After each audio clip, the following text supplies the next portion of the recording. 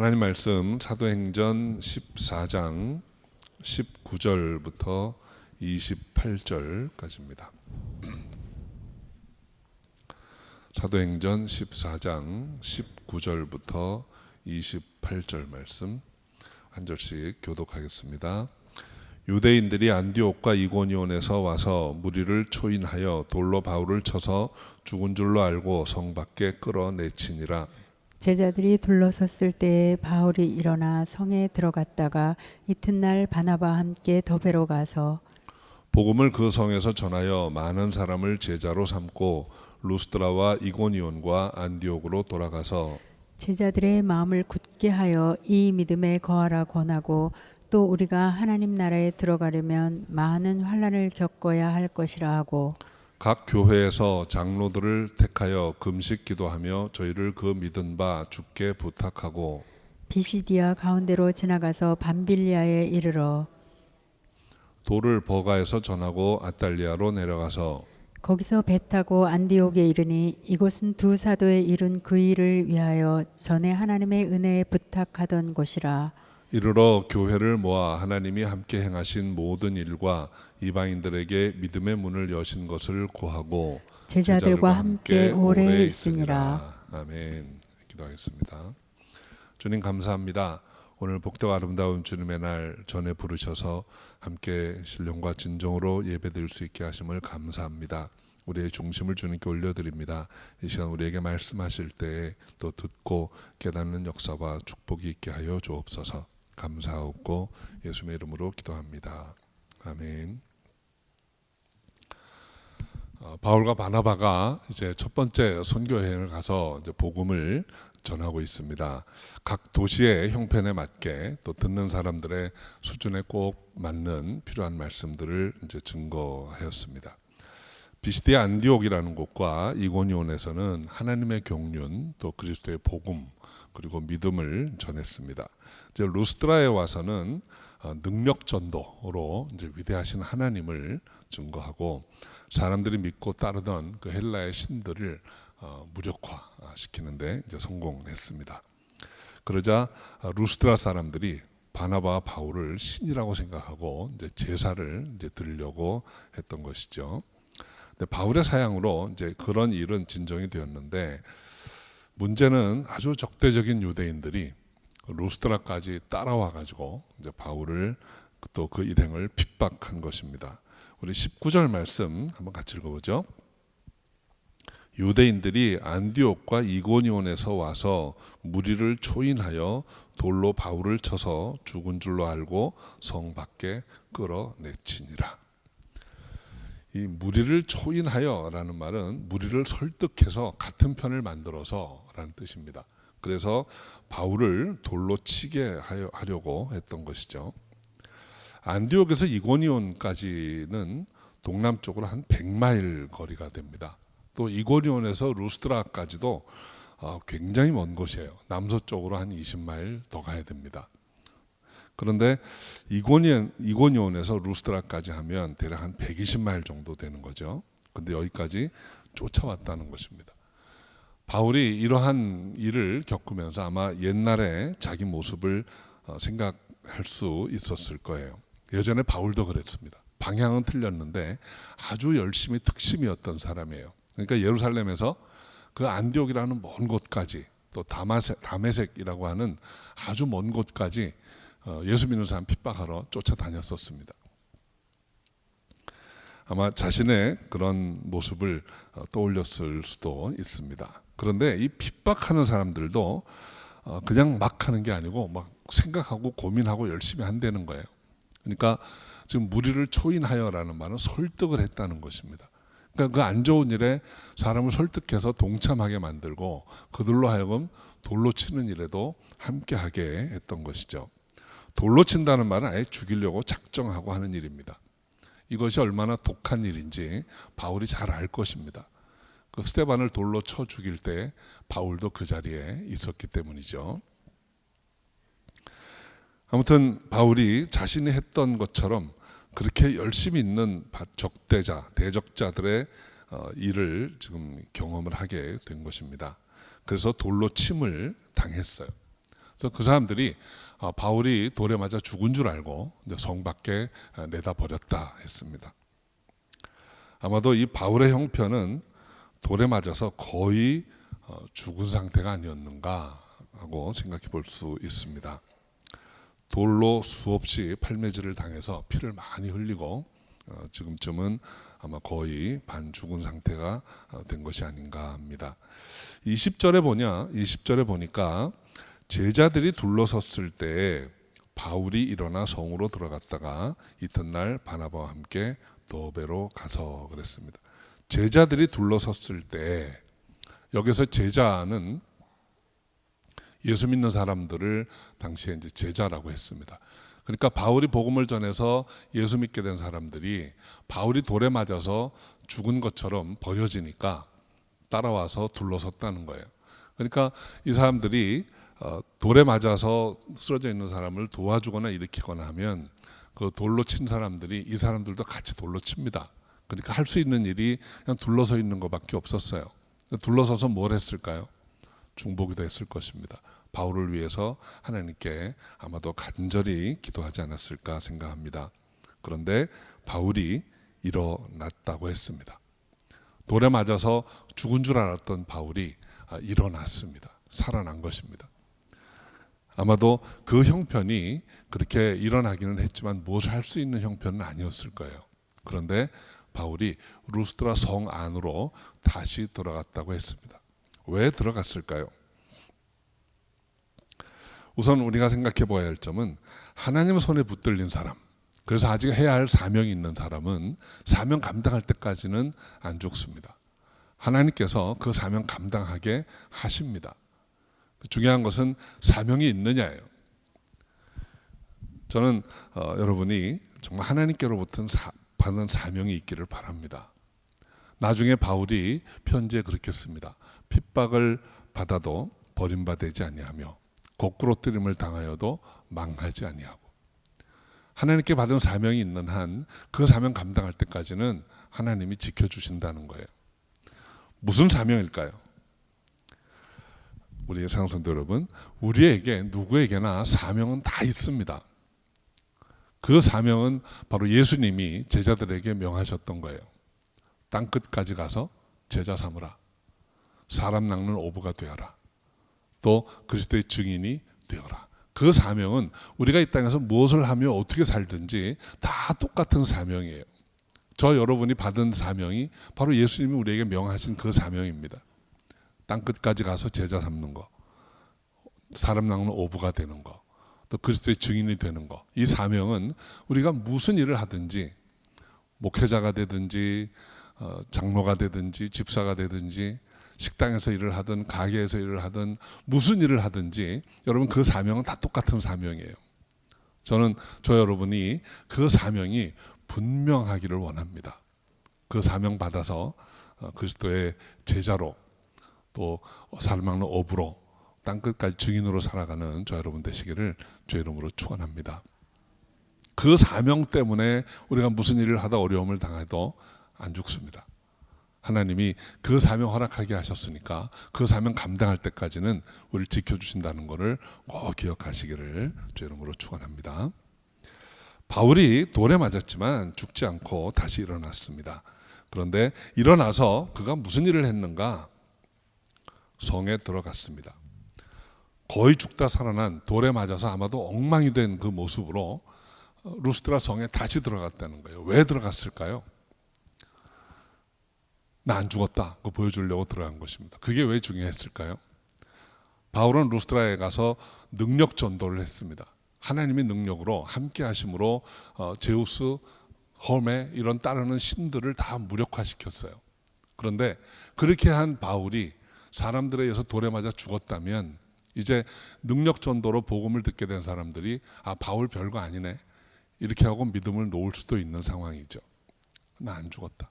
하나님이 함께 하시니까 내가 믿는 하나님이 더 큰 신이시다 라는 것을 증거하기 위해서 다시 살아나서 안으로 들어간 것입니다. 그래서 하루를 그곳에 머물다가 이제 더베라는 곳으로 옮겨갑니다. 더베라는 곳은 루스드라에서 또다시 한 60여 마일 떨어진 곳이에요. 거기까지는 그러니까 우리 식으로 하면 한 100km 정도 되는데 큰 대로에서 벗어난 곳입니다. 포장도 안 된 흙길입니다. 그것을 그 몸으로 100km 이상을 또 걸어서 더베까지 갔다는 거예요. 그리고 거기에서 복음을 전해서 많은 사람들을 또 얻고 하나님께 영광을 돌렸습니다. 우리가 나중에 성경을 읽어보면 그 루스드라와 더베 지역에서 디모데라고 하는 한 귀한 인물을 얻게 됩니다. 여러분, 하나님이 어디론가 우리를 보내실 때 그냥 가는 게 아니에요. 다 하나님이 예비하신 계획이 있기 때문에 보내신 거예요. 이 바울에게 디모데라고 하는 인물은 정말 중요한 제자입니다. 나중에 에베소 교회를 맡아서 이끄는 아주 중대한 사명을 받았던 초대교회에 아주 필요한 분이에요. 그런데 그 몸으로 거기까지 가게 한 이유는 바로 이 디모데를 얻기 위한 것이었습니다. 우리 하나님의 사람이 어디에 가고 무슨 일을 하고 하는데 그냥 우연히 별 뜻 없이 하는 일은 없다는 거죠. 제가 이번에 페루에 가서 또 우리 그 주혜갑순 선교사님하고 이렇게 대화를 할 기회가 참 많이 있었어요. 오늘 오랜만에 처음으로 자기가 처음 페루 왔을 때 어려웠던 이야기를 하더라고요.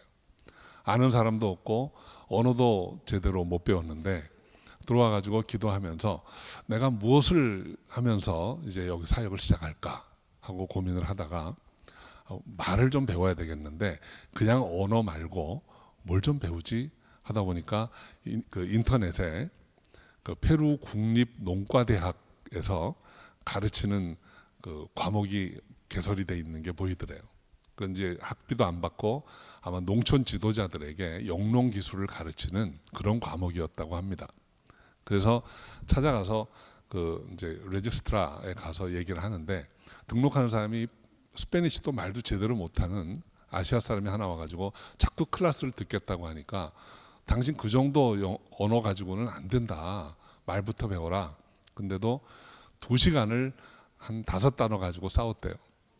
듣게 해달라. 등록하게 해달라. 그러니까 그 등록 받아주는 사람이 하다 못해서 알았다. 그럼 네가 알아서 해라. 그러고 이제 등록을 해줬답니다. 그래서 들어가서 과목을 듣는데 뭐 못 알아듣는 거예요. 근데 주로 이제 실습하는 게 많으니까 따라다니면서 이제 눈치코치로 이제 배워가는데 자기 비슷한 사람이 하나 있더래요. 보니까 나중에 알고 보니까 그 사람이 아야구초라고 하는 지역에서 올라온 목사인 거예요. 이분도 리마에 와서 좀 발전된 영농 기술을 배워가지고 다시 자기 동네 아야구초로 가서 이제 그걸 가르치기 위해서 온 거예요. 그래가지고 늘 보면 자기는 이제 할 일이 없으니까 새벽에 일찍부터 이제 학교에 나가가지고 학교에서 걸어다니면서 기도하고 그 아야구초에서 온 그분도 특별히 할 일이 없고 아는 사람도 없으니까 학교에 일찍 와가지고 같이 배회하면서 이야기도 하고 하다가 친해진 거예요. 그래서 이제 손짓 발짓 하면서 친해졌는데 너 뭐하러 여기 왔냐? 나 사실 선교사인데 언어도 배우고 사람도 알려고 이곳에 온 것입니다. 그러니까 잘됐다. 나도 목사인데 이거 배워가지고 가서 가르쳐야 되는데 특별히 할 일이 없어 이렇게 나왔으니 우리 가까이 지내자.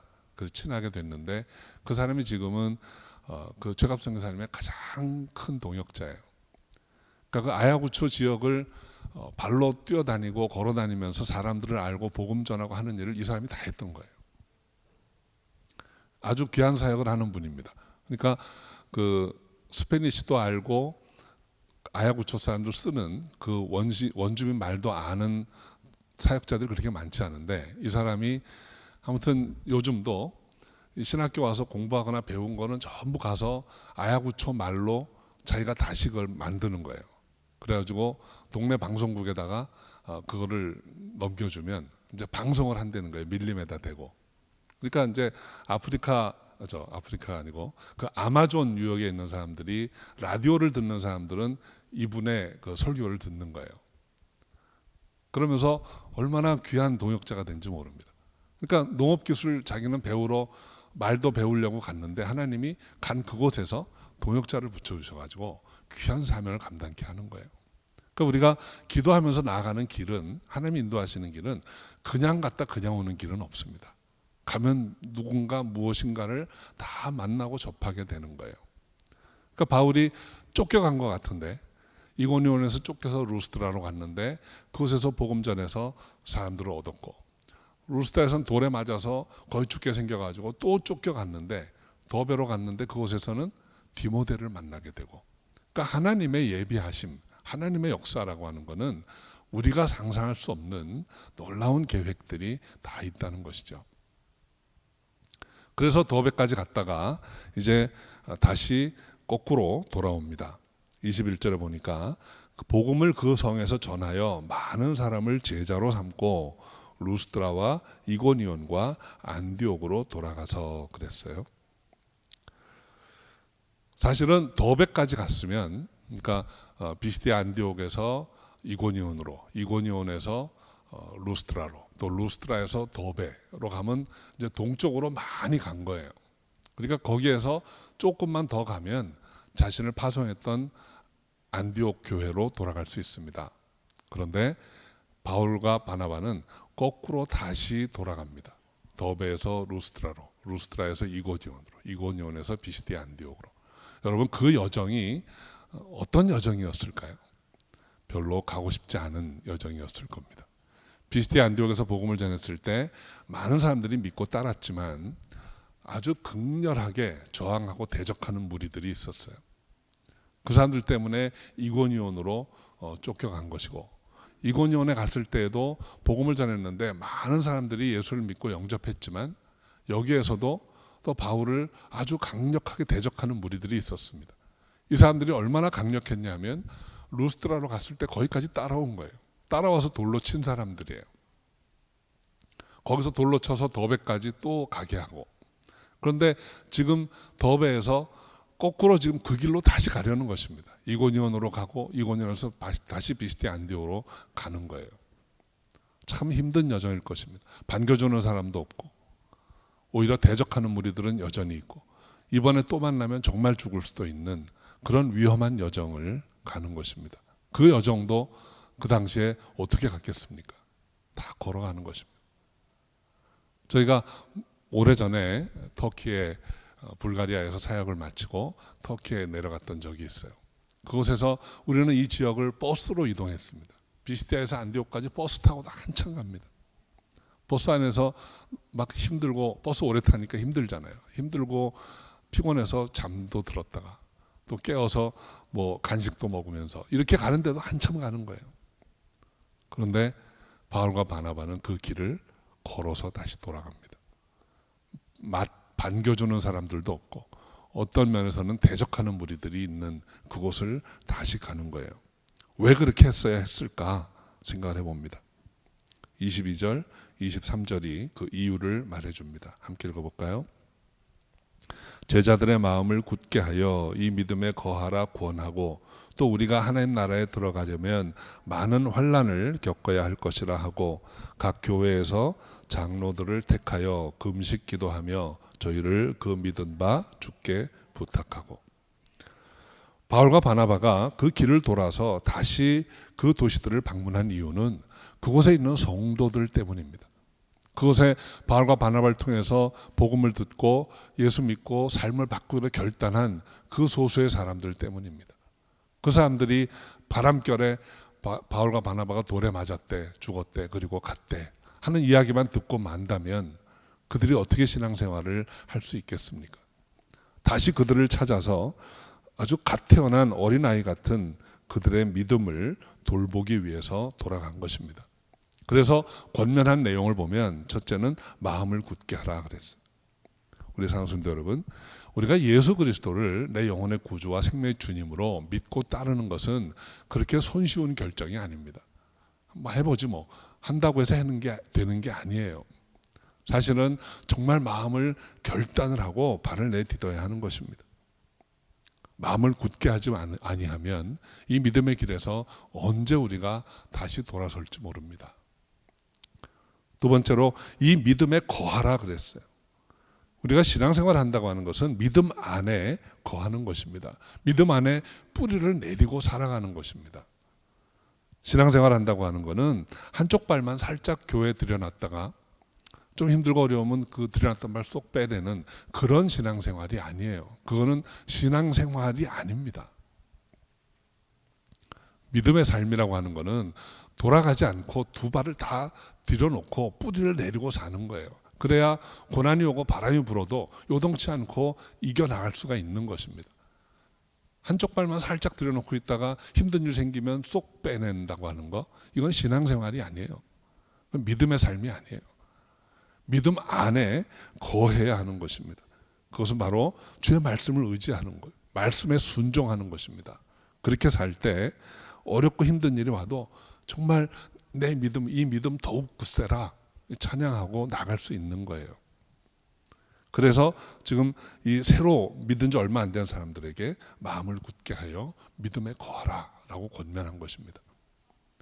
구체적으로 우리가 하나님 나라에 들어가려면 많은 환난을 겪어야 할 것이라 이렇게 말씀을 전했습니다.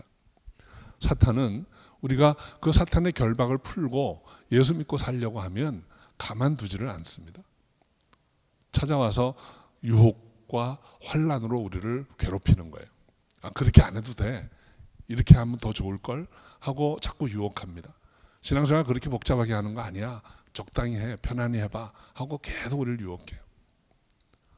그런가 하면 아주 견딜 수 없는 환난을 우리에게 주기도 합니다. 이래도 예수 믿을래? 하고 막 공격을 해대는 거예요. 예수 믿으면 그래서 많은 환난이 있다는 것입니다. 그것을 알고 들어가라는 거예요. 환난이 있을 때 놀라지 말고 두려워하지 말고 오히려 담대하게 이겨나가야 한다. 그것을 지금 가르치기 위해서 간 것입니다. 힘든 일 있을 수 있습니다. 그러나 단호하게 결단하고 발을 내딛는, 그래서 승리하는 저 여러분 되시기를 주의 이름으로 축원합니다. 이렇게 신앙생활을 잘 할 수 있도록 이끄는 지도자들이 필요하기 때문에 교회에 장로들을 세웠다고 했습니다. 교회에는 리더가 있어야 합니다. 바로 세워진 리더들이 교회를 이끌어야 합니다. 지금 굳센 마음으로 믿음 안에 거하고 환난을 이겨내기 위해서 이 일을 앞에서 이끌어줄 장로들이 필요한 거예요. 교회 장로들은 대접받는 어른이 아닙니다. 섬기는 종입니다. 앞에서 바람을 맞받아치는 방패가 되어줘야 하는 그런 지도자들이 장로들이라는 거예요. 그래서 바울과 바나바가 이 교회마다 장로들을 세우고 금식하고 기도하면서 이들을 주께 맡겼다. 주께 위탁했다는 거예요. 주님이 이들에게 힘을 주셔서 교회 지도자 역할을 할 수 있도록, 그렇게 해서 정말 부지런하게 위험을 무릅쓰고 양떼를 지키는 이 장로들을 세웠다라는 것입니다.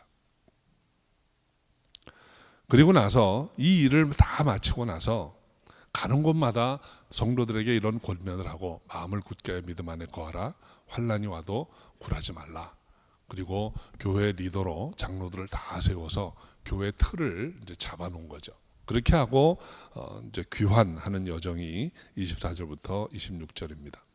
비시대 안디옥에서 남쪽으로 내려와서 버가라는 곳, 마가가 떠났던 그곳이죠. 버가까지 왔다가 아탈리아라는 항구에서 배를 타고 이제 자신들을 파송했던 안디옥 교회로 돌아갑니다.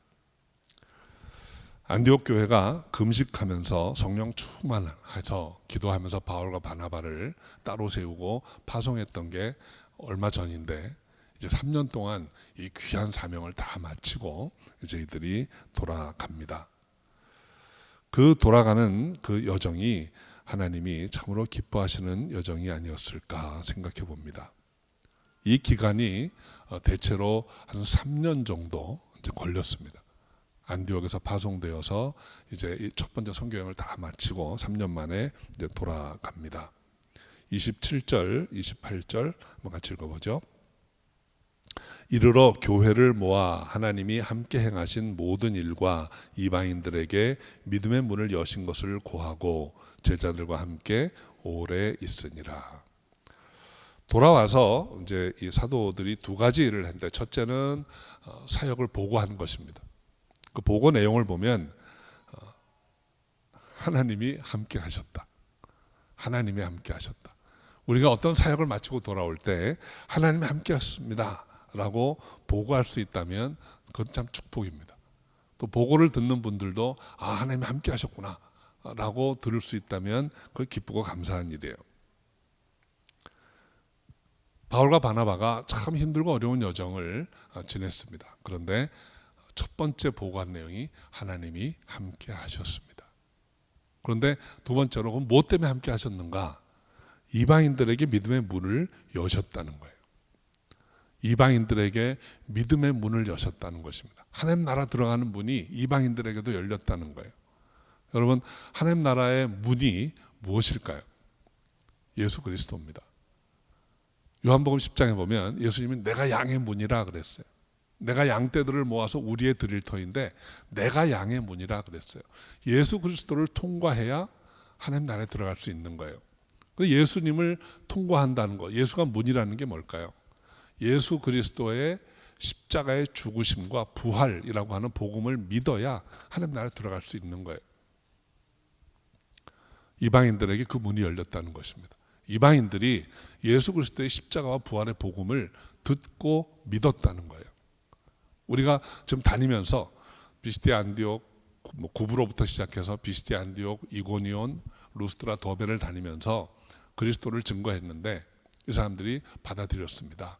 그래서 그 이방인들에게 천국의 문이 열렸습니다. 우리가 그 일을 하는 동안 하나님이 함께 하셨습니다.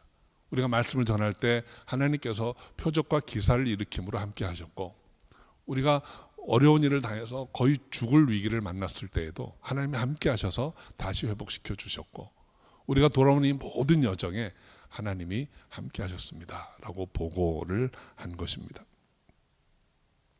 우리가 어디에서 어떤 일을 해도 하나님이 함께 하심으로 생명의 복음을 전하게 하시고 믿음의 문을 열어주신다고 하는 것을 꼭 기억하시기 바랍니다. 두 번째로 이들이 안디옥에서 와서 한 일은 회복의 시간을 가진 것입니다. 제자들과 함께 오래 있으니라. 이 사도행전을 기록한 사람은 누가예요. 누가가 이 문장을 기록하면서 그들이 제자들과 함께 오래 있으니라 할 때 아마 오래라고 쓰고 한참 있었을 것 같아요.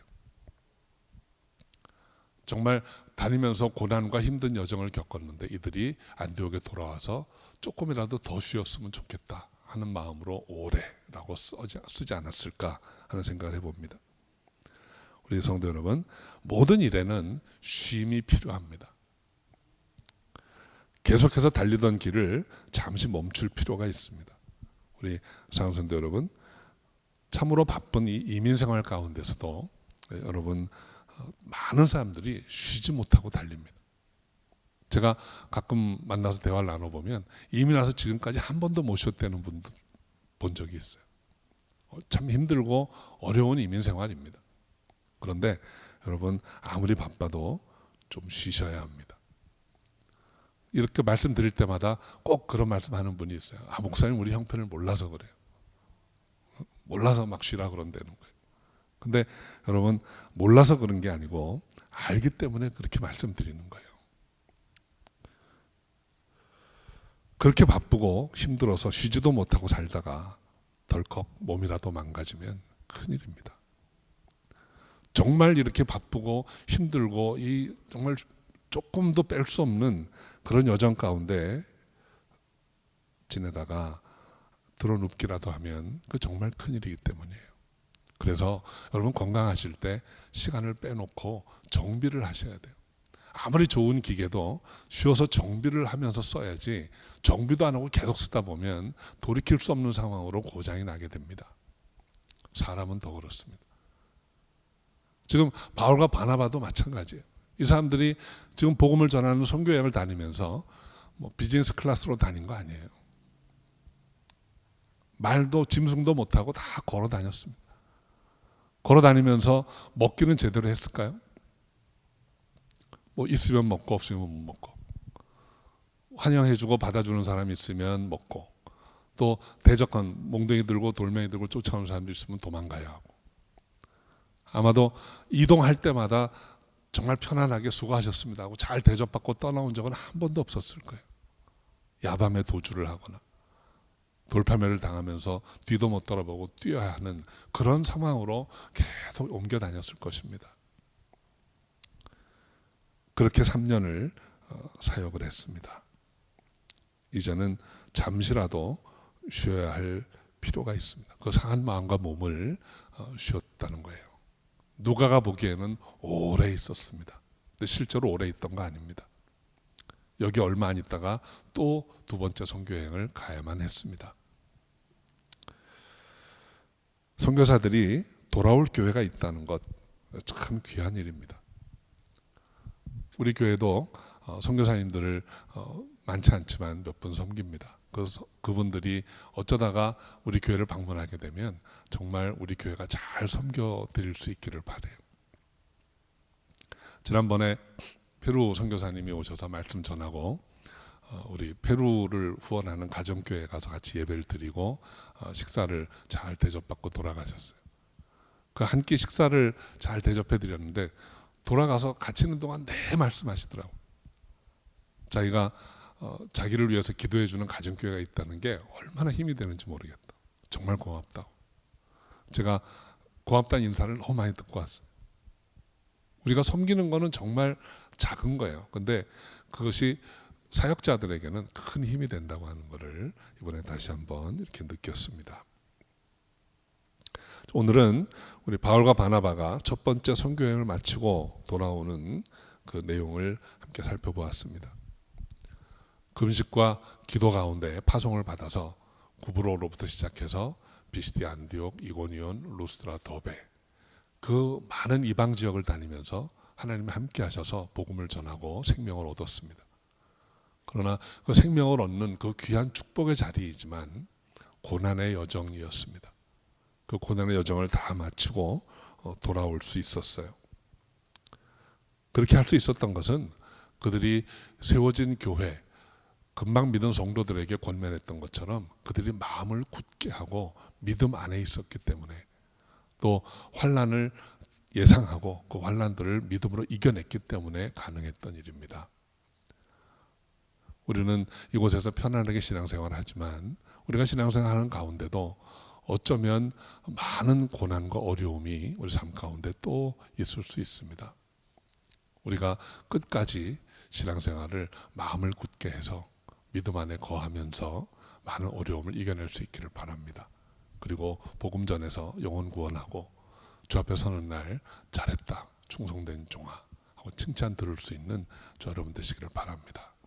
마음을 굳게 해서 끝까지 이 길을 가고 승리하는 저 여러분이 다 되시기를 주의 이름으로 축원합니다.